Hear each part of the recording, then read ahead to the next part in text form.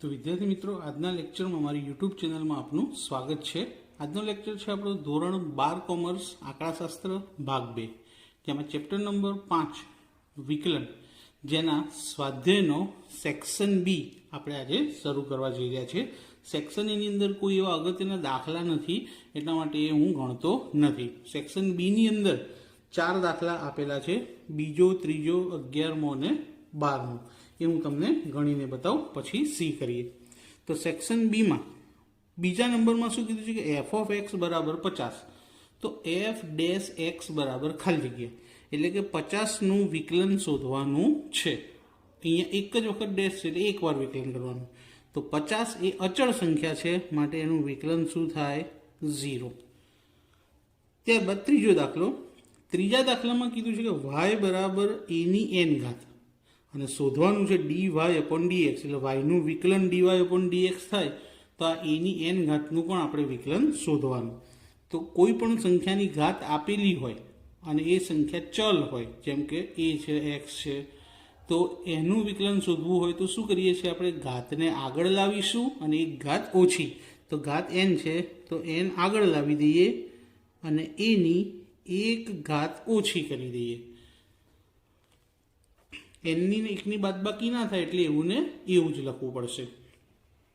ત્યારબાદ F of x બરાબર આપ્યા છે 7x² માઇનસ 6x પ્લસ 5. એનું પણ વિકલન શોધવાનું છે. તો એફ ડેશ એક્સ બરાબર 7x² છે પહેલું, એનું વિકલન કરીએ તો 2 સિત્તા, ઘાત આગળ આવે 7ની સાથે, તો 2 સિત્તા કેટલા થાય? 14. અને એક ઘાત ઓછી થઈ જાય, તો 2માંથી 1 જાય તો કેટલા રહે? 1 જ. ઓછા 6xનું વિકલન. એક્સનું વિકલન શું થાય? 1. મેં તમને યાદ રાખોના દાખલા ગણાયા હતા, એમાં આવ્યું હતું એક્સનું વિકલન શું થાય? 1 થાય. તો 6xનું વિકલન 6 એકા 6 પ્લસ 5. 5 અચળ સંખ્યા છે, જેનું વિકલન 0 થઈ જાય, એટલે અહીંયા 0. પણ આપણે 0 લખાશે નહીં. તો આ એફ ઓફ એક્સનું એફ ડેશ એસ, એટલે કે પ્રથમ વિકલન થાય 14x માઇનસ 6. તો અહીંયા આગળ આ દાખલો પૂરો થયો. હવે જોઈએ દાખલા નંબર 12.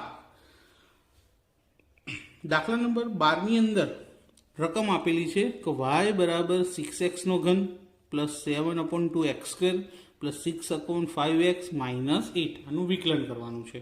તો સૌથી પહેલાં તો ઘાત આગળ આવશે એટલે ગુણાશે, તો 3 6 18, અને એક્સમાંથી એક ઘાત ઓછી કરીએ તો 3 - 1 એવું લખીએ, વત્તા 2 આગળ આવશે, 7ની સાથે ગુણાશે, તો 2 સિત્તા 14, છેદમાં કેટલા છે? 2, અને એક્સમાં એક ઘાત ઓછી કરીએ તો 2 માઇનસ 1, વત્તા એક્સનું વિકલન તો 1 થઈ જાય, એટલે 6/5 બ્રેકેટમાં 1 માઇનસ 8. 8 અચળ સંખ્યા છે એટલે એનું વિકલન શું થાય? 0. તો 18xની 2 ઘાત, 3માંથી 1 જાય તો કેટલા આવે? 2. 2નો અને 14નો છેદ ઉડી જશે, 2 સિત્તા 14, તો પ્લસ 7x, 2માંથી 1 જાય તો 1 ઘાત, પણ આપણે 1 ઘાત લખતા નથી, વત્તા 6 એકા 6 છેદમાં 5, માઇનસ 0 કે પ્લસ 0 કંઈ પણ હોય લખાય નહીં. તો આપેલ વિધેયનું વિકલન મળી ગયું 18x² પ્લસ 7x પ્લસ 6/5. આ તો દાખલા નંબર 12મો. સેક્શન બીની અંદર 4 જ દાખલા છે, બાકી બધી થિયરી છે. હવે આપણે આવીએ સેક્શન સીમાં. સેક્શન સીની અંદર 1 થી 7 નંબર દાખલાના છે અને બાકીના થિયરીના છે, અને બાકી દાખલા નંબર 8થી શરૂઆત કરીએ છીએ. તો દાખલા નંબર 8માં સૌથી પહેલાં તો એફ ઓફ એક્સ કેટલા આપ્યા છે? ચતુર્થ મૂળ આપ્યું છે. શું આપ્યું છે? ચતુર્થ મૂળ. તો એફ ઓફ એક્સ બરાબર અહીંયા 4 અને એની અંદર એક્સ, એટલે કે ચતુર્થ મૂળ. હવે આ ચતુર્થ મૂળ દૂર કરવું હોય તો આપણે લખી શકીએ કેવી રીતે? કે એફ ઓફ એક્સ બરાબર એક્સની 1/4. ચતુર્થ મૂળ દૂર કરવું હોય તો 1/4, ઘનમૂળ દૂર કરવું હોય તો 1/3, વર્ગમૂળ આપ્યું હોય એકલું તો 1/2. તો અહીંયા ચતુર્થ મૂળ છે એટલે 1/4. હવે આનું દ્વિતીય વિકલન, એટલે પહેલાં સિંગલ વિકલન કરીએ.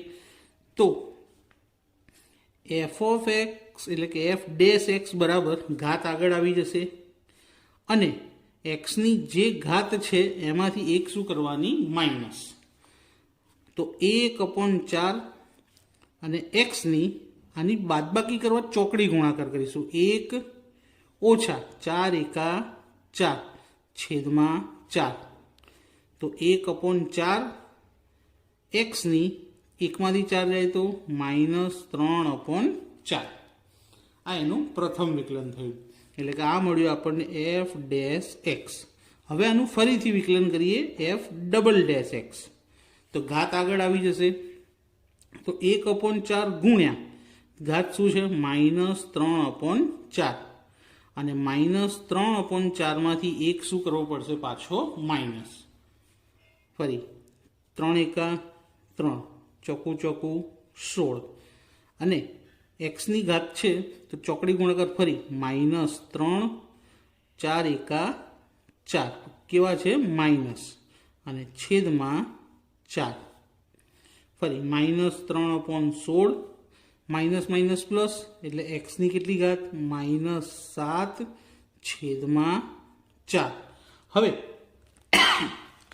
ઘાતને આપણે માઇનસ રાખતા નથી, તો ઘાતને માઇનસમાંથી પ્લસમાં ફેરવવી હોય, એક્સની આ જે ઘાત આપી છે આપણને -7/3, એને પ્લસમાં ફેરવવી હોય તો ક્યાં લખવી પડશે છેદમાં, તો -3 છેદમાં 16 એક્સની 7/4 ઘાત.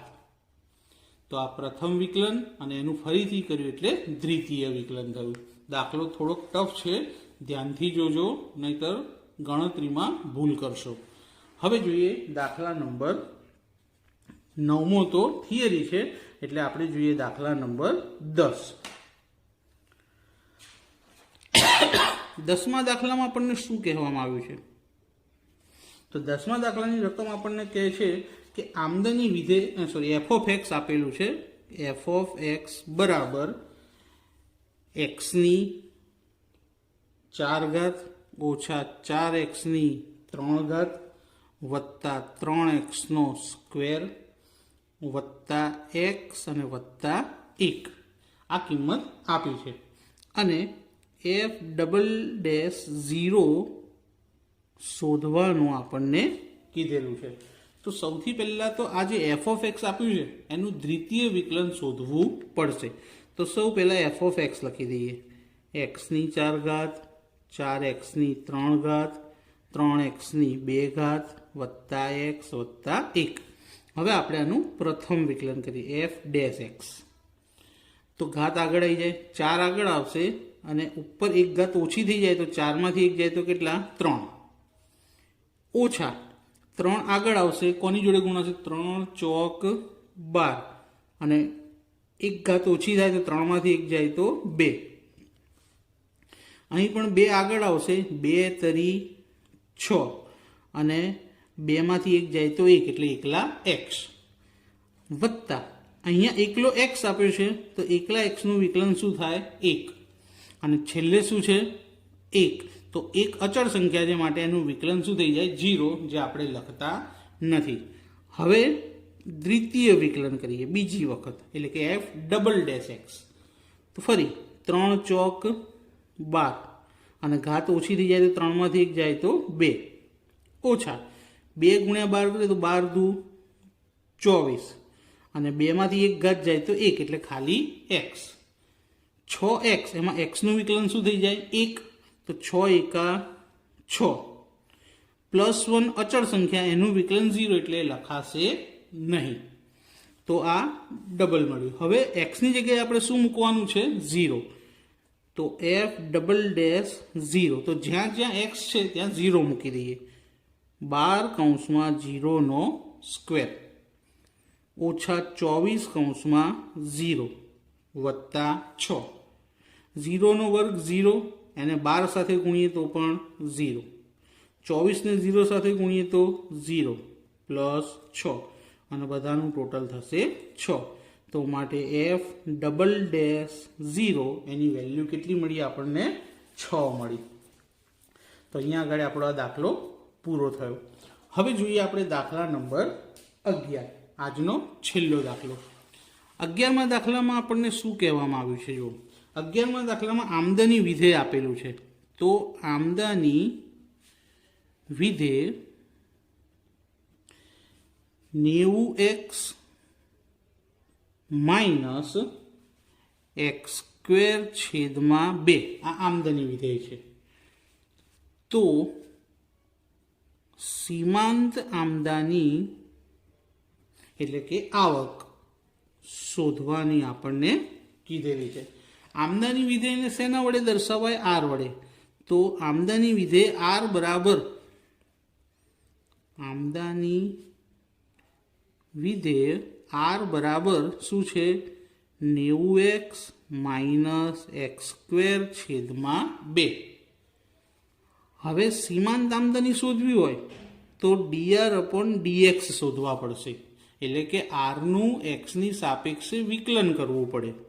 તો 90xમાં એક્સનું વિકલન શું થાય? 1, એટલે 90 × 90 ઓછા એક્સથી 2 ઘાત છે એનું વિકલન કરીએ તો 2 આગળ આવી જાય તો 2, અને એક્સની જેટલી ઘાત હોય એમાંથી 1 ઓછો થઈ જાય તો 2માંથી 1 જાય તો 1 જ એક્સ વધશે. અને છેદમાં કેટલા છે? 2. છેદમાં કોઈ રકમ હોય એને આપણે જોવાની નહીં. અહીંયા 2 ઉડી જશે. તો 90 માઇનસ શું વધ્યું? ખાલી એક્સ. તો માટે સીમાંત આમદની બરાબર dr/dx બરાબર 90 માઇનસ એક્સ. તો આજના લેક્ચરની અંદર મિત્રો આપણે અહીંયા વિભાગ સીના 11મા દાખલા સુધી રાખીએ. ત્યાર પછીના દાખલા હું તમને નેક્સ્ટ લેક્ચરમાં શીખવાડીશ. જો તમને વિડીયો પસંદ આવ્યો હોય તો વિડીયોને લાઈક કરજો, શેર કરજો અને ચેનલને સબસ્ક્રાઈબ કરવાનું ભૂલતા નહીં. Thank you.